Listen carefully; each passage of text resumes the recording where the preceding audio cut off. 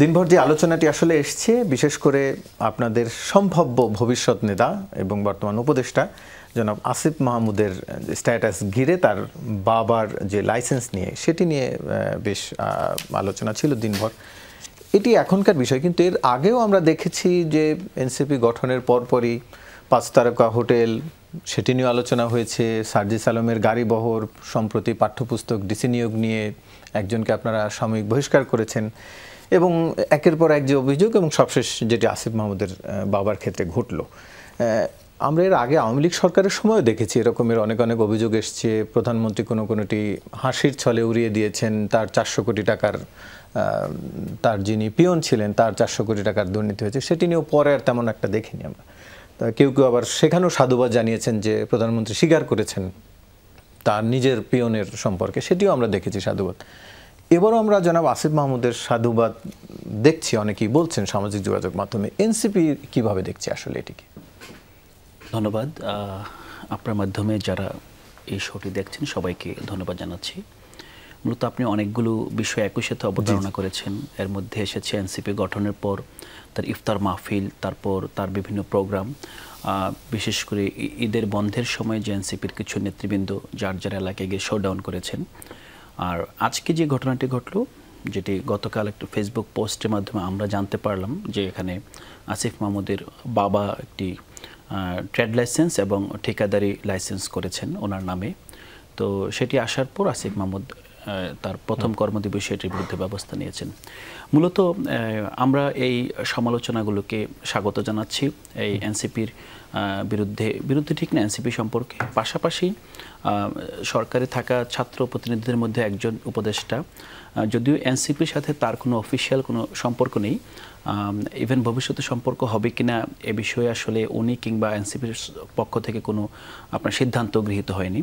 তো সেই প্রেক্ষাপটে আমি মনে করি যে একজন উপদেষ্টা হিসেবে তিনি তার সমালোচনার জবাবটা যেভাবে দিয়েছেন। এইখানে যদি আমি ওর সাথে একটু যোগ করি, আসলে উনি গত 19 তারিখে সম্ভবত কুমিল্লার একটি সমাবেশ ছিল, এবং সেখানে আসিফ মাহমুদের বাবা, সেটি এনসিপির সমাবেশ ছিল, আসিফ মাহমুদের বাবা যোগ দিয়েছেন।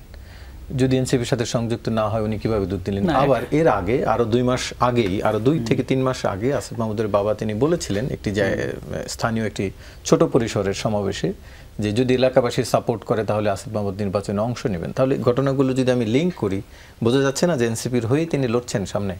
না, প্রথমত যে তথ্যগুলো আপনি দিলেন, যে একটি তথ্য যেটা ভাইরাল হয়েছিলেন, উনি একটি স্থানীয় মাহফিলে বক্তব্য দিয়েছিলেন এবং বক্তব্যে তিনি তার ছেলের উন্নয়নমূলক কর্মকাণ্ডের কিছু বিষয় তুলে ধরেছেন এবং পাশাপাশি জনগণের সহযোগিতা চেয়েছেন, এটাই আমরা দেখেছি। কিন্তু এনসিপির কোনো প্রোগ্রামে আপনার আসিফ মাহমুদের বাবাকে আমরা এখন পর্যন্ত উপস্থিত দেখিনি।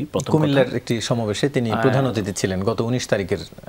আচ্ছা, তাহলে এটা সামহাও আমার কাছ থেকে এটা হয়ে গিয়েছে, কারণ হলো কুমিল্লার সেই পোস্টারে আপনাদের সভাপতি, আপনাদের আহ্বায়ক, সদস্য সচিব সার্জিস, হাসনাত, এদের ছবিও ছিল। আচ্ছা আচ্ছা, যদি এরকম হয়ে থাকে, আমরা মনে করি যে এনসিপির ঢাকার বাইরে, বিশেষ করে কেন্দ্রীয় কমিটির বাইরে কোনো কমিটি হয়নি। তো যারা অতীতে নাগরিক কমিটির সাথে যুক্ত ছিল তারাই এখন পর্যন্ত এনসিপিকে পরিচালনা করছেন। পাশাপাশি নতুন যারা যুক্ত হবেন, বৈষম্যবিরোধী ছাত্র আন্দোলনের সাবেক কিছু সদস্য প্লাস সাধারণ কিছু মানুষ মিলে এনসিপিকে বিভিন্ন এলাকায় সংগঠিত করছেন। হয়তো বা ওখান থেকে সাংগঠনিক ভিত্তি তৈরি হবে।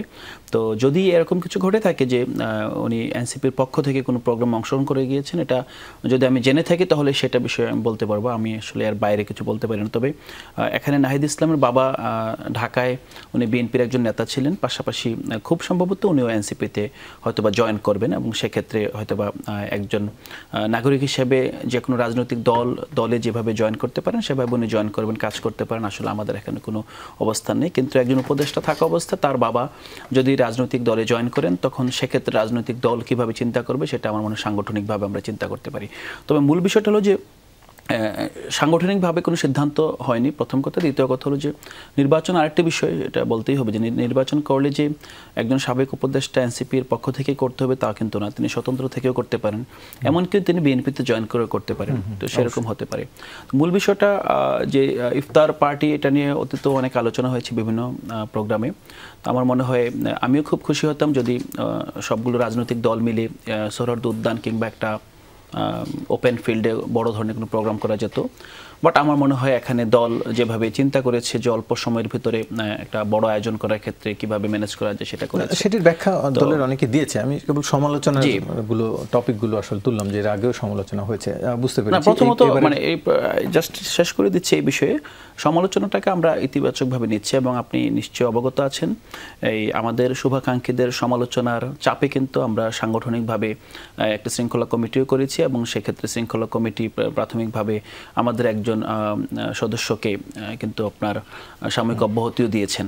সো আমরা এই সমালোচনাগুলোকে আমরা খুব তিক্ততার সাথে নিচ্ছি না, বরং আমরা মনে করছি যে একটি নতুন দল হিসেবে এ ধরনের সমালোচনা আমাদেরকে চাপের মধ্যে রাখবে এবং দলটিকে এখানকার যে রাজনীতির একটা ধারা আছে, দুর্বৃত্তায়িত ধারা, সেখান থেকে যথাসম্ভব আলাদা করে নিজেদের স্বতন্ত্র বৈশিষ্ট্য তুলে ধরতে এ ধরনের সমালোচনা গুরুত্বপূর্ণ ভূমিকা পালন করবে।